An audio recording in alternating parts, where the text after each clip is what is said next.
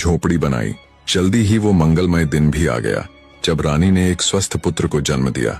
रानी बड़ी ही धैर्यवान और साहस रखने वाली स्त्री थी, जो उस नाजुक अवस्था को भी अकेले ही झेल गई। समय अपनी गति के साथ बीतने लगा। समय के साथ रानी का पुत्र भी बड़ा हो रहा था। कहानी में अब राजमहल की तरफ चलते हैं।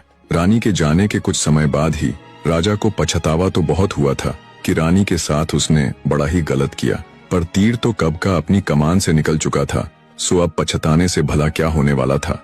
राजा उस पछतावे के साथ भारी हृदय से अपने दिन काट रहा था। एक दिन राजमहल के वे सेवक, जिनको राजा ने उस रात जंगल में भेजा था, आपस में बतिया रहे थे कि राजा तो बहुत कठोर निकला। उसने अपनी उस गर्भवती स्त्री को आधी रात में महल से निकाल दिया, जिसने उसके और राज्य के लिए खुद की बलिदानी दे दी। और शेरनी के होते हुए भी रानी ने हमें राजा के सामने शेर ही बताने को कहा। जब वे ये बात कर रहे थे, तब राजा का एक खास दूत उनकी ये बातें सुन रहा था। उसने तुरंत जाकर सिपाहियों के बीच हुई पूरी वार्ता का बखान राजा के सामने कर दिया। उसकी बात सुन राजा को झटका सा लगा। उसने तुरंत उन सिपाहियों को बुलाया और सच्चाई बताने के लिए कहा। राजा के जोर देने पर सिपाहियों ने राजा के आगे पूरी बात उगल दी और बताया कि महाराज, उस दिन जंगल में हमने शेर को नहीं बल्कि एक शेरनी को देखा था। हमें क्षमा करे महाराज। पर महारानी के कड़े हुक्म के आगे हम विवश हो गए।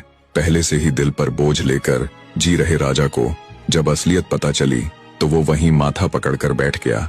हे भगवान, ये मुझसे क्या अनर्थ हो गया। आखिर क्यों मैंने अपनी निर्दोष गर्भवती पत्नी को राजमहल से निकाला। सच्चाई पता चलने पर राजा ने अपनी रानी को ढूंढने की बहुत कोशिश की। छोटे से छोटे गांव से लेकर बड़े से बड़े शहरों में अपने सिपाहियों को रानी की खोज में भेजा, पर रानी उन्हें नहीं मिली। मिलती तो तब जब वो किसी गांव या शहर में रह रही होती। वो तो जंगल में रह रही थी। राजा के मन में दूर दूर तक ये नहीं आया कि रानी जंगलों में हो सकती है। उधर जंगल में रानी अपने पुत्र के साथ कंद मूल और फल फूल आदि खाकर अपने दिन बिता रही थी।